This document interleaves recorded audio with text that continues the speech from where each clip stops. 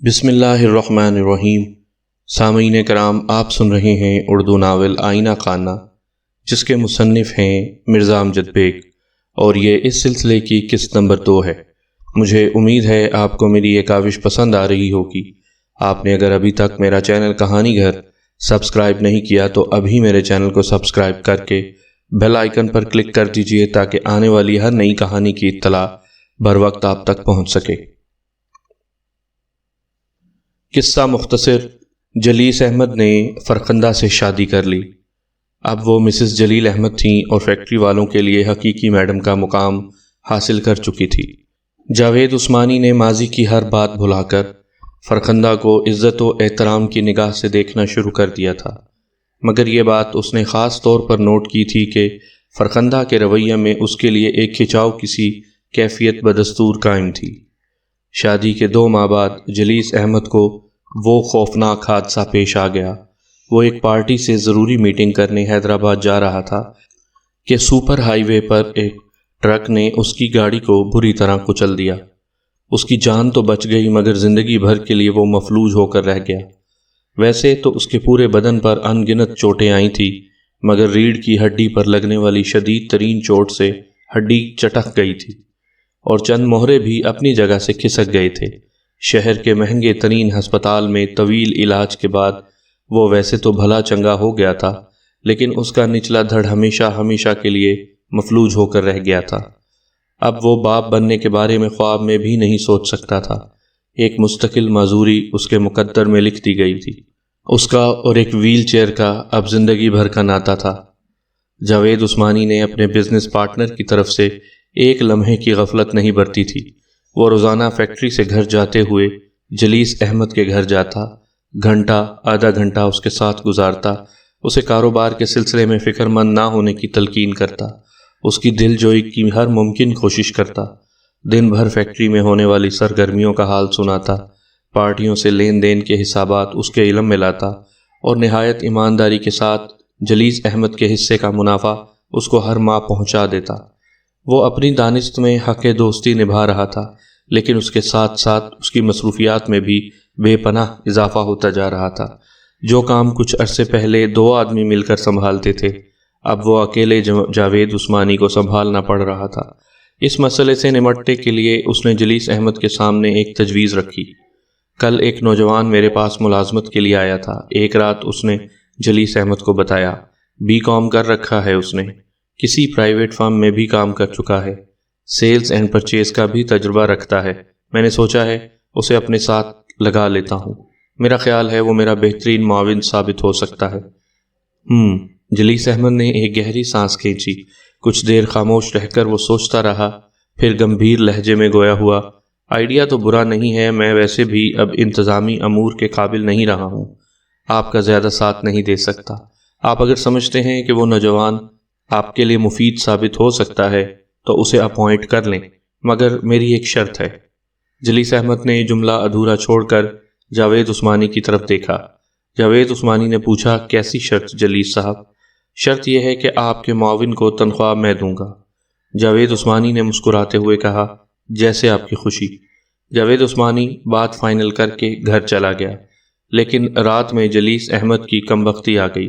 اس نے جاوید سے ہونے والی گفتگو فرخندہ کو بتا دی۔ فرخندہ نے اس تجویز پر سخت برہمی کا اظہار کیا اور کہا، آپ بھی کمال کرتے ہیں، کتنی آسانی سے آپ اس کی باتوں میں آ گئے۔ اس نے خود غرضی پر مبنی ایک تجویز آپ کے سامنے رکھی اور آپ نے فوراً ہاں کر دی۔ مگر اس پہ خرابی کی کیا بات ہے؟ فرخندہ نے پاؤں پٹک کر کہا، خرابی آپ کے پارٹنر کی نیت میں ہے۔ مجھے تو وہ شخص شروع ہی سے اچھا نہیں لگتا۔ فضول باتیں نہ کرو، وہ میرا برسوں کا دیکھا بھالا ہے۔ آپ کو تو کچھ پتہ ہی نہیں ہے۔ وہ شخص آہستہ آہستہ آپ کے کاروبار پر قبضہ جمانا چاہتا ہے، اس لیے اپنے کسی خاص بندے کو آپ کی جگہ لانا چاہتا ہے۔ جلیس احمد نے سمجھانے والے انداز میں کہا، پہلی بات تو یہ کہ وہ میرا کاروبار نہیں ہے، ہم دونوں کا ہے، بلکہ جاوید 51% کا پارٹنر ہے اور میں 49% کا۔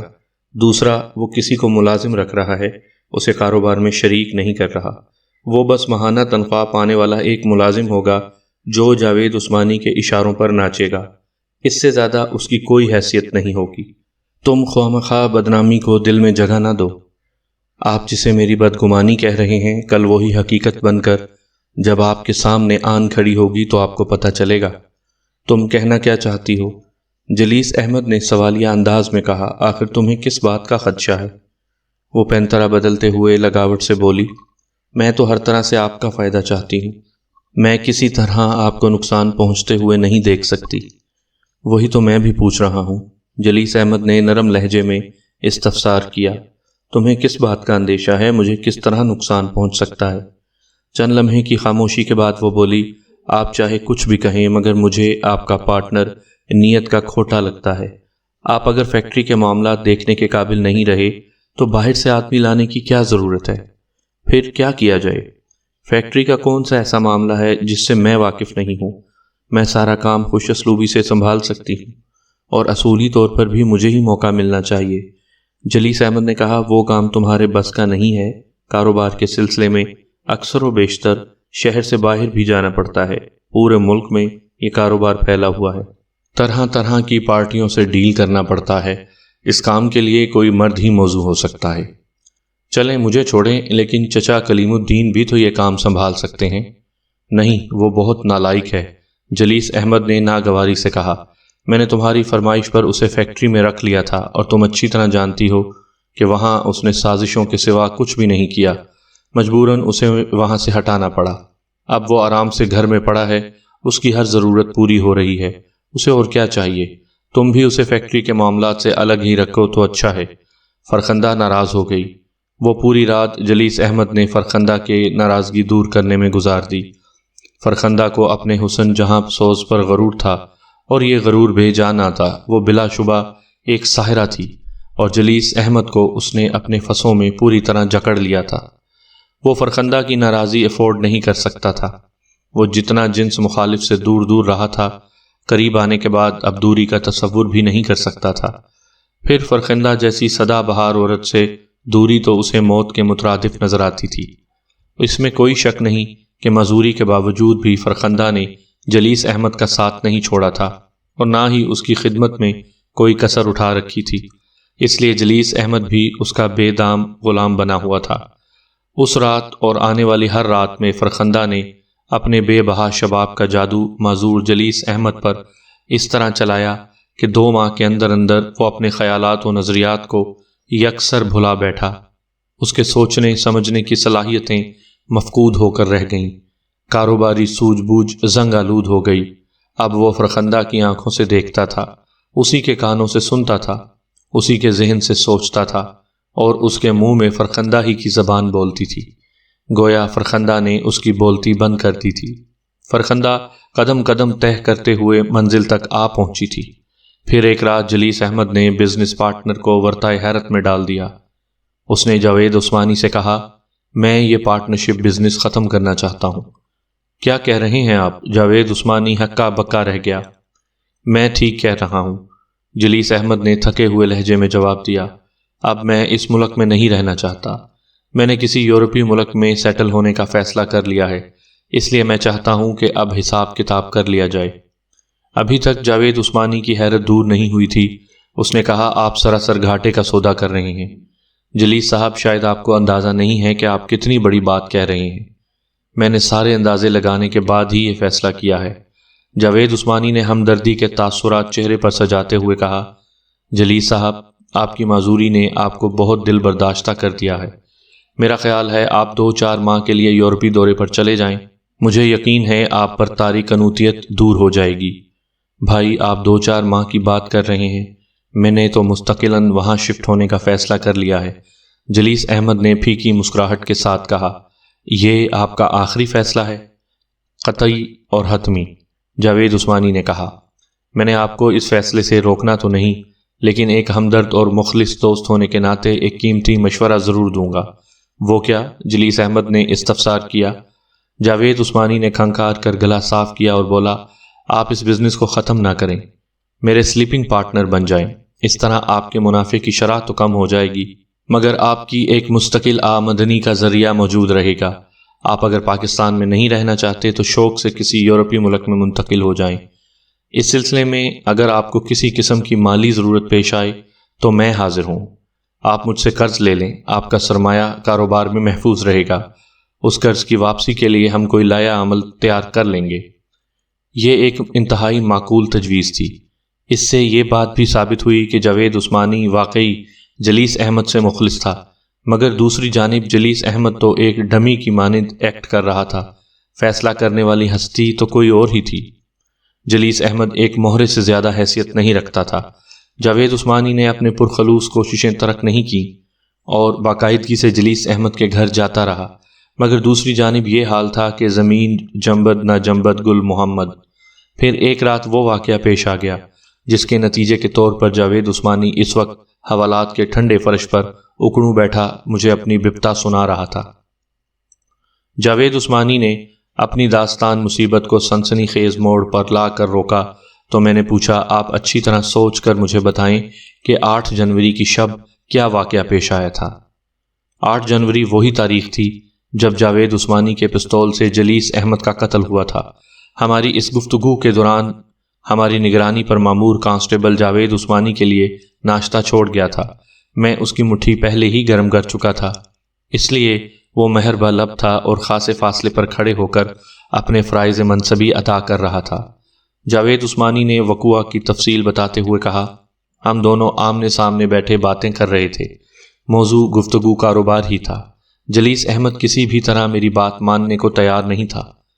وہ شدید ذہنی تناؤ کا شکار نظر آتا تھا اور مسلسل سگریٹ پھونک رہا تھا۔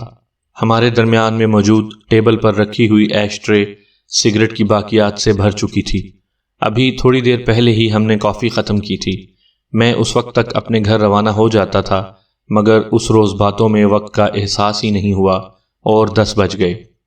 اس بات میں کوئی شک نہیں کہ اگر جلیس احمد کاروبار ختم کرتے تو میرا نقصان ضرور ہوتا، جمع جمایا کاروبار انتشار کا شکار ہو جاتا، لیکن میں اپنے نقصان کو روکنے کے ساتھ ساتھ جلیس احمد کا بھی فائدہ چاہتا تھا۔ میں نے یہ بات اچھی طرح محسوس کر لی تھی کہ شادی کے بعد وہ مفاد پرست عناصر میں گر گئے تھے اور میں انہیں اس گھیراؤ سے نکالنا چاہتا تھا۔ ایک لمحے کو رک کر اس نے سانس لی، پھر سلسلہ کلام کو جاری رکھتے ہوئے بولا، میں نے 10 بجے اٹھنے کا ارادہ ظاہر کیا تو جلیس نے اصرار کیا کہ ایک کافی اور ہو جائے۔ میں نے موسم کی مناسبت سے ان کا دل توڑنا مناسب نہ سمجھا اور دوبارہ صوفے کی پشت سے ٹیک لگا کر نیم دراز ہو گیا۔ جلیس احمد نے ملازم لڑکے کو بلا کر مزید کافی لانے کا حکم دیا۔ وہ استعمال شدہ کافی مگ اٹھا کر ڈرائنگ روم سے چلا گیا۔ جاوید عثمانی نے مختصر توقف کے بعد جھرجھری لی اور پھر اپنی بات جاری رکھتے ہوئے بتایا، اسی وقت مجھے اپنی پشت پر 2 دھماکے سنائی دیے۔ اس کے ساتھ ہی جلیس احمد کے جسم کو 2 جھٹکے لگے اور وہ ویل چیئر پر ایک جانب لڑک گئے۔ اگلے ہی لمحے لائٹ چلی گئی۔ لائٹ جانے سے پہلے یہ بات میری سمجھ میں آ چکی تھی کہ جلیس احمد پر 2 فائر کیے گئے تھے اور فائر کرنے والا میرے عقب میں کہیں موجود تھا۔ گھر میں اندھیرا ہوتے ہی فرخندہ کی دل خراش چیخ میری سماعت سے ٹکرائی۔ وہ چیختی چلاتی ہوئی ڈرائنگ روم کی جانب آ رہی تھی۔ اس وقت تک میں بھی ڈرائنگ روم کے اندرونی دروازے پر پہنچ چکا تھا۔ مجھ پر نظر پڑتے ہی وہ مجھ سے چمٹ گئی۔ اس نے بڑی مضبوطی سے مجھے اپنے بازوؤں میں جکڑ لیا اور چیخ چیخ کر فریاد کرنے لگی، چچا کلیم جلدی آئیں، دیکھیں اس مردود نے کیا کر دیا، مار دیا جلیس احمد کو، جان لے لی میرے شوہر کی۔ اسی وقت لائٹ آ گئی۔ میں نے جلیس احمد کی طرف دیکھا۔ ایک ہی نظر میں مجھے اندازہ ہو گیا کہ وہ مر چکے تھے۔ ان کی پیشانی اور سینے کا لباس خون آلود تھا۔ میں اس ناگہانی افتاد سے بری طرح گھبرا گیا تھا۔ فوری طور پر میرے ذہن میں خیال ابھرا کہ مجھے یہاں سے چلے جانا چاہیے، حالانکہ مجھے ایسا نہیں کرنا چاہیے تھا۔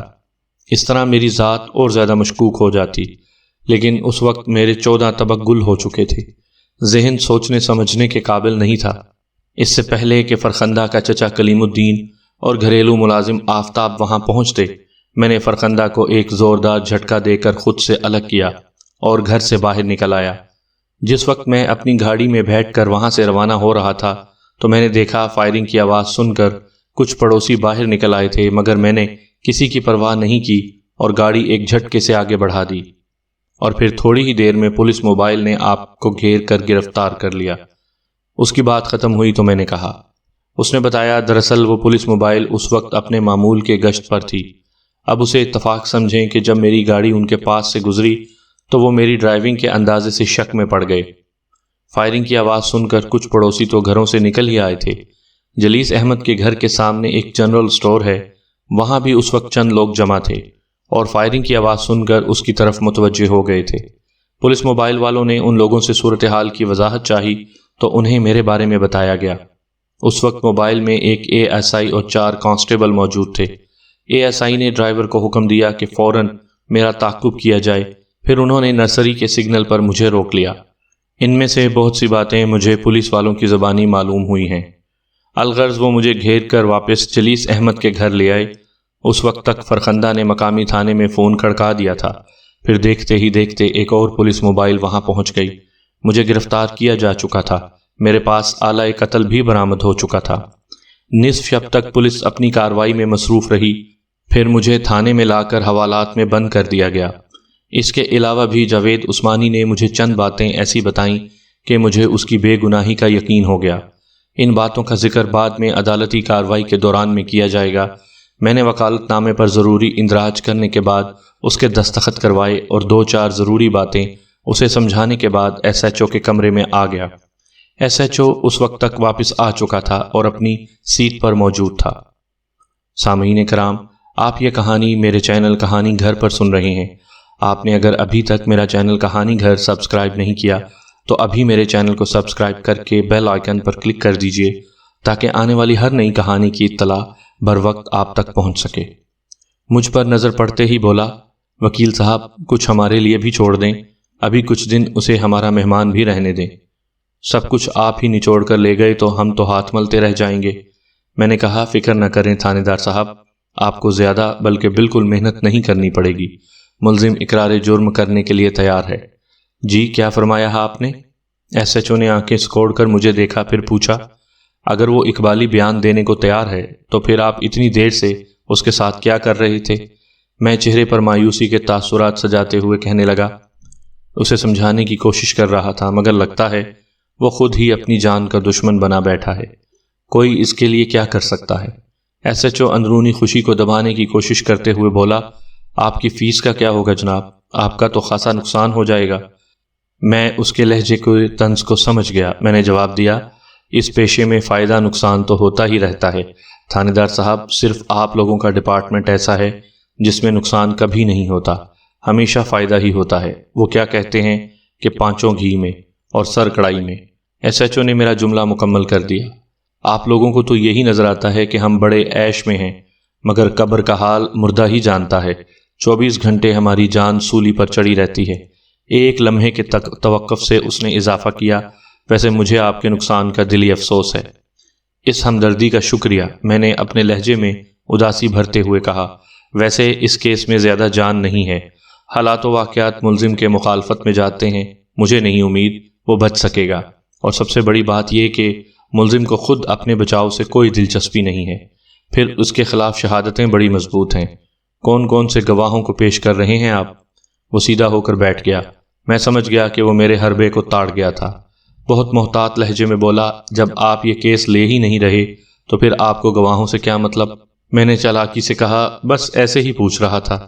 وہ ایک کائیاں شخص تھا، آنکھیں ماتھے پر رکھ کر نہایت ہی روکھے پھیکے انداز میں بولا، ابھی تو ملزم ریمانڈ پر ہے، جب تفتیش مکمل ہو جائے گی تو چالان عدالت میں پیش کر دیا جائے گا۔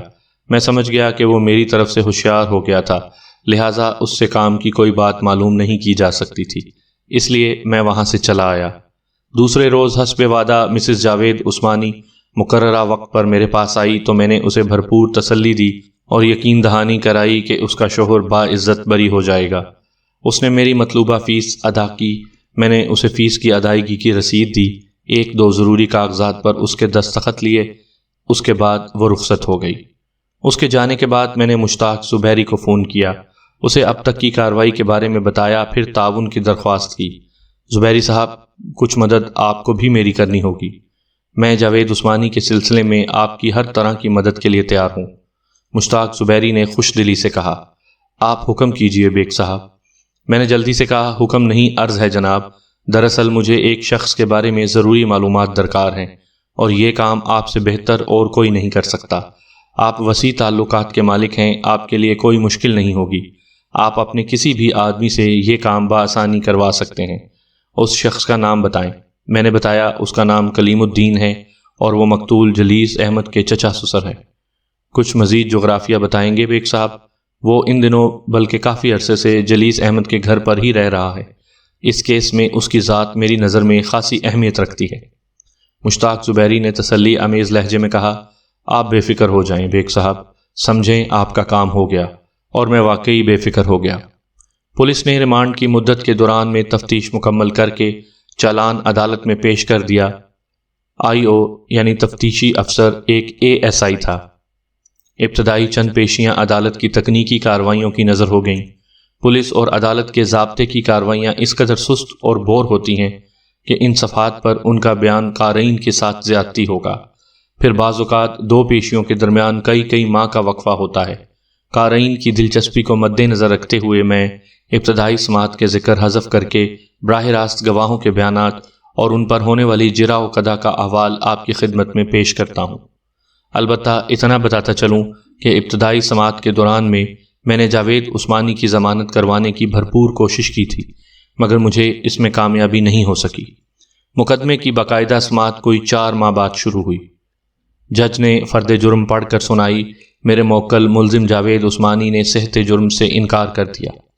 استغاثہ کی جانب سے کل 9 گواہوں کی فہرست عدالت میں پیش کی گئی، جن میں 2 پڑوسی، ایک جنرل سٹور کا مالک، 2 گاہکوں کے علاوہ 3 گھر کے افراد شامل تھے۔ گھریلو افراد میں مقتول کی بیوی فرخندہ کا چچا کلیم الدین اور ان کا ملازم آفتاب تھا۔ نواں گواہ ایک پھیری والا تھا جو مونگ پھلی اور چلغوزے وغیرہ اپنی سائیکل پر بیچتا تھا اور اتفاق سے وقوع کے وقت وہاں پھیری لگا رہا تھا۔ پوسٹ مارٹم کی رپورٹ کے مطابق مقتول جلیس احمد کی موت 8 جنوری کے رات 10 اور 10:30 کے درمیان واقع ہوئی تھی۔ میڈیکل ایگزامز کی رپورٹ بتاتی تھی کہ مقتول کے جسم پر .38 کی 2 گولیوں کے نشانات پائے گئے تھے۔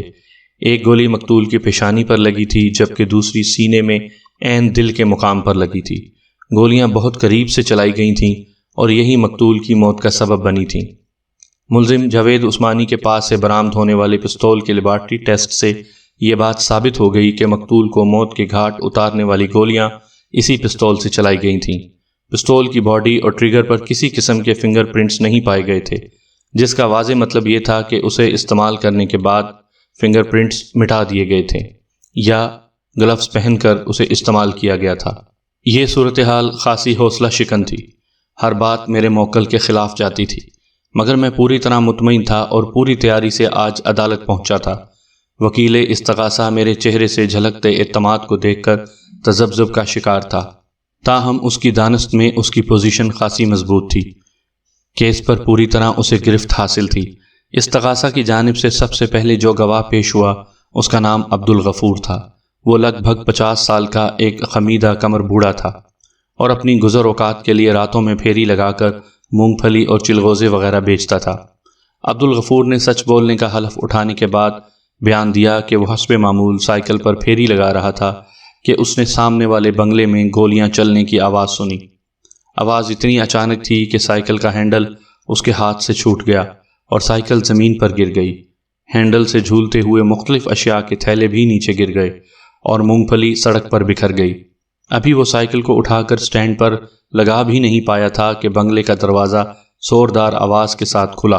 ایک آدمی تیزی سے باہر آیا اور باہر کھڑی نیلی گاڑی میں بیٹھ کر وہاں سے روانہ ہو گیا۔ عبدالغفور کا بیان ختم ہوا تو وکیل استغاثہ نے اس سے چند سرسری قسم کے سوالات کیے۔ اس نے پوچھا، عبدالغفور صاحب، اچھی طرح سوچ کر بتائیں، آپ نے کتنی گولیاں چلنے کی آواز سنی تھی؟ 2 گولیاں جناب، عبدالغفور نے جواب دیا۔ وکیل استغاثہ نے کٹہرے میں کھڑے ملزم جاوید عثمانی کی جانب اشارہ کرتے ہوئے پوچھا، کیا آپ کو یقین ہے کہ وقوع کی رات یہی شخص بنگلے کا گیٹ کھول کر باہر نکلا تھا اور پھر نیلے رنگ کی گاڑی میں وہاں سے روانہ ہوا تھا؟ جی ہاں، مجھے یقین ہے، میں نے اسی شخص کو دیکھا تھا۔ وکیل سرکار نے اسی نوعیت کے 1-2 اور سوالات پوچھے، پھر اپنی مخصوص جگہ پر جا کر بیٹھ گیا۔ اس کے بعد میں اپنی جگہ سے اٹھا اور گواہ پر جرح کے لیے اس کے کٹہرے کے پاس آ کر کھڑا ہو گیا۔ میں نے جرح کا آغاز کرتے ہوئے کہا، عبدالغفور صاحب، آپ کتنے عرصے سے یہ پھیری والا کام کر رہے ہیں؟ کافی عرصے سے جناب، عبدالغفور نے جواب دیا۔ کوئی 8-10 سال تو ہو ہی گئے ہوں گے۔ میں نے پوچھا، آپ دن میں بھی یہی کام کرتے ہیں یا صرف رات ہی میں پھیری لگاتے ہیں؟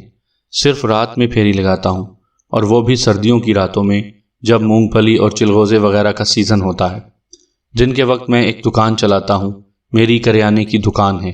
میں نے اگلا سوال کیا، عبدالغفور صاحب، آپ نے اپنے بیان میں بتایا کہ فائرنگ کی آواز سنتے ہی سائیکل کا ہینڈل آپ کے ہاتھ سے چھوٹ گیا تھا اور سائیکل زمین پر گر گئی تھی۔ معزز عدالت کو بتائیں گے کہ سائیکل کے ساتھ آپ بھی زمین پر گرے تھے یا نہیں؟ میں تو نہیں گرا تھا جناب، عبدالغفور نے الجھن آمیز لہجے میں جواب دیا۔ کیوں؟ وکیل استغاثہ نے فوراً مداخلت ضروری سمجھی۔ مجھے اعتراض ہے جناب عالی، وکیل صفائی خواہ مخواہ معزز گواہ کو الجھانے کی کوشش کر رہے ہیں۔ بھلا اس سوال کی کیا تک ہے کہ سائیکل کے ساتھ وہ بھی گرا تھا یا نہیں؟ میں نے جج کی جانب دیکھتے ہوئے کہا، یور آنر، اگر معزز عدالت کو میرے سوال پر اعتراض ہو تو میں معافی چاہتا ہوں۔ جج نے وکیل سرکار کے اعتراض کو مسترد کرتے ہوئے مجھے جرا جاری رکھنے کی ہدایت کی۔ میں نے گواہ عبدالغفور سے اپنا سوال دہرایا۔ اس نے جواب دیا، جناب میں اس وقت سائیکل پر سوار نہیں تھا، بلکہ میں سائیکل کو ہینڈل سے پکڑ کر اپنے ساتھ ساتھ چلا رہا تھا، اس لیے میرے گرنے کا کوئی سوال پیدا ہی نہیں ہوتا۔ میں نے پوچھا، عبدالغفور صاحب آپ کی عمر کتنی ہے؟ اگلے سال کے دوسرے مہینے میں پورے 50 سال کا ہو جاؤں گا۔ میں نے اس کے چہرے کی جانب اشارہ کرتے ہوئے سوال کیا، کیا آپ نے نظر کا چشمہ لگا رکھا ہے؟ جی ہاں، یہ 2 سال قبل لگا ہے مجھے۔ عبدالغفور صاحب، آپ نے وکیل استغاثہ کے ایک سوال کے جواب میں پورے وثوق سے یہ بات کہی ہے کہ آپ نے وقوع کی رات ملزم جاوید عثمانی کو مقتول کے بنگلے سے نکل کر نیلے رنگ کی گاڑی میں وہاں سے روانہ ہوتے ہوئے دیکھا تھا۔ جی ہاں، میں نے یہی کہا تھا۔ میں نے پوچھا، فائرنگ کی آواز سن کر آپ اتنا گھبرا گئے تھے کہ آپ کے ہاتھ سے سائیکل بھی چھوٹ گئی؟ اس گھبراہٹ کے عالم میں آپ نے جس شخص کو نیلی گاڑی میں روانہ ہوتے دیکھا وہ آپ کو اب تک یاد ہے؟ یہ حیران کن بات نہیں ہے؟ ایسی صورت میں جب کہ آپ نظر کا چشمہ بھی استعمال کرتے ہیں۔ وکیل استغاثہ نے اپنی جگہ سے اٹھ کر کہا، آبجیکشن یور آنر۔ وکیل صفائی معزز گواہ کی نیت پر شک کر رہے ہیں۔ اس میں حیرانی کی کیا بات ہے؟ معزز گواہ نظر کا چشمہ لگاتا ہے، عقل اور یادداشت کا نہیں۔ اگر کسی شخص کی نظر کمزور ہو جائے تو اس کا مطلب یہ ہرگز نہیں ہوگا کہ اس کی یادداشت بھی کمزور ہو گئی ہے۔ میری معزز عدالت سے درخواست ہے کہ وکیل صفائی کو معزز گواہ کو ہراساں کرنے سے روکا جائے۔ میں نے پوچھا، عبدالغفور صاحب، اب میں جو سوال کرنے جا رہا ہوں اس کا تعلق یادداشت سے ہے، آپ ذرا سوچ سمجھ کر جواب دیجیے گا۔ پھر میں نے وکیل مخالف کی طرف دیکھتے ہوئے کہا، کیونکہ میرے فاضل دوست اس بات کا دعویٰ کر چکے ہیں کہ اگرچہ آپ کی نظر کچھ کمزور ہے مگر آپ کی یادداشت بڑی مضبوط ہے۔ عبدالغفور نے پریشان نظروں سے پہلے مجھے اور پھر وکیل استغاثہ کی جانب دیکھا۔ میرے اندازے سے وکیل استغاثہ بھی تذبذب کا شکار ہو گیا تھا۔ میں نے گواہ عبدالغفور کی آنکھوں میں جھانکتے ہوئے پوچھا، عبدالغفور صاحب، جس وقت آپ نے فائرنگ کی آواز سنی اس وقت بنگلے میں روشنی ہو رہی تھی یا اندھیرا چھایا ہوا تھا؟ وہ اٹک اٹک کر بولا، میرا خیال ہے روشنی ہو رہی تھی۔ نہیں، شاید اندھیرا ہو رہا تھا۔ یعنی آپ پر یقین نہیں ہیں؟ اس نے کوئی جواب نہیں دیا، اپنی پیشانی کو مسلتے ہوئے کچھ یاد کرنے کی کوشش کرنے لگا۔ میں نے کھنکار کر گلا صاف کیا، پھر وکیل استغاثہ کی جانب رخ موڑتے ہوئے بلند آواز میں کہا، اس کا مطلب یہ ہوا کہ آپ کی یادداشت ناقابل بھروسہ ہے۔ عبدالغفور صاحب، پھر میں نے جج صاحب کو مخاطب کرتے ہوئے کہا، دیٹس آل یور آنر، مجھے اور کچھ نہیں پوچھنا۔ اس کے بعد مقتول جلیس احمد کے 2 پڑوسی گواہی دینے آئے۔ عظمت علی اور فرید چغتائی نے کم و بیش ایک جیسا بیان دیا۔ وہ لوگ فائرنگ کی آواز سن کر گھروں سے باہر نکل آئے تھے۔ عام طور پر لوگ فائرنگ کی آواز سن کر گھروں میں دبک جاتے ہیں۔ پہلے انہوں نے بھی یہی کہا تھا، پھر جب لوگوں کا شور بلند ہوا تو وہ تجسس سے مجبور ہو کر صورتحال جاننے کے لیے باہر آ گئے۔ دونوں نے اس بات کی گواہی بھی دی کہ انہوں نے ملزم جاوید عثمانی کو اپنی گاڑی میں وہاں سے فرار ہوتے ہوئے بھی دیکھا تھا۔ ان کا بیان ختم ہوا تو وکیل استغاثہ نے باری باری ان سے چند رسمی قسم کے سوالات پوچھے۔ وکیل استغاثہ ان سوالات سے محض عدالت کو یہ باور کروانا چاہتا تھا کہ دونوں گواہ معتبر ہیں اور یہ کہ وہ ملزم جاوید عثمانی کو اچھی طرح جانتے بھی ہیں۔ میں نے دونوں گواہوں پر زیادہ جرح نہیں کی اور ان سے صرف ایک ہی سوال کیا کہ جب انہوں نے فائرنگ کی آواز سنی تو اس وقت ان کے گھر میں لائٹ تھی یا نہیں؟ عظمت علی نے میرے سوال کے جواب میں بتایا، جی ہاں، اس وقت ہمارے گھر میں لائٹ تھی۔ ہم رات کے کھانے سے فارغ ہو چکے تھے، تمام بچے اپنے اپنے کمروں میں جا چکے تھے۔ میں اپنی بیوی کے ساتھ ٹی وی پر ایک انگلش فلم دیکھ رہا تھا کہ اچانک فائرنگ کی آواز آئی۔ میں نے باہر جا کر دیکھنے کا ارادہ کیا لیکن میری بیوی نے مجھے ایسا کرنے سے روک دیا۔ پھر جب باہر سے شور سنائی دینے لگا تو میں گھر سے باہر نکل آیا۔ اس دوران میں ایک لمحے کے لیے بھی ہماری لائٹ نہیں گئی تھی۔ سامعین کرام، آپ سن رہے تھے اردو ناول آئینہ خانہ، جس کے مصنف ہیں مرزا امجد بیگ ایڈوکیٹ، اور یہ اس سلسلے کی قسط نمبر 2 تھی۔ مجھے امید ہے آپ کو میری یہ کہانی بھی پسند آئی ہوگی۔ آپ نے اگر ابھی تک میرا چینل کہانی گھر سبسکرائب نہیں کیا تو ابھی میرے چینل کو سبسکرائب کر کے بیل آئیکن پر بھی کلک کر دیجئے تاکہ آنے والی ہر نئی کہانی کی اطلاع بر وقت آپ تک پہنچ سکے۔